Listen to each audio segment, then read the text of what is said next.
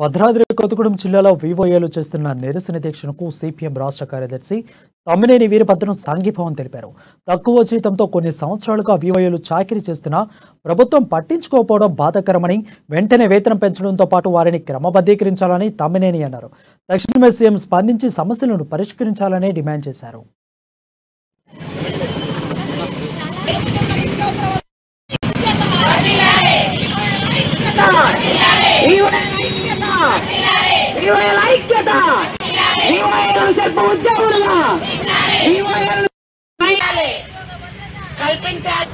వాళ్ళు బండి చాకరీ చేస్తున్నారు. చాలా తక్కువ వేతనం, అది వేతనం కింద లెక్కే కాదు, గౌరవ వేతనం పేరుతో కేవలం 3,900 ఇస్తున్నటువంటి దుస్థితి ఉంది.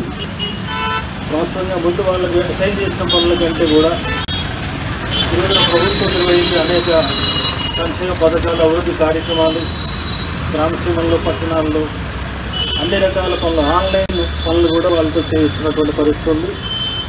దానికి పూర్తి స్కేల్ ఇచ్చి రెగ్యులైజ్ చేయాల్సిన బాధ్యత ఉంది. సెల్ఫ్ ఉద్యోగులకు గుర్తించాల్సిన బాధ్యత ప్రభుత్వానికి ఉంది. ఈ సమస్యలపై చాలా కాలంగా ఈ సోదరిమణులు ఆందోళన చేస్తున్నప్పటికీ ప్రభుత్వం పట్టించుకోవట్లేదు. ఇది చాలా బాధాకరం. ఇలాగే ఇంకా మిగతా రాష్ట్రంలోని పంచాయతీ వర్కర్స్ కానీ, అట్లాగే పంచాయతీ సెక్రటరీలు కానీ వీళ్ళందరూ కూడా సమ్మెపాటు పడుతున్నారు. రాష్ట్ర ప్రభుత్వం ఉద్యోగుల్లో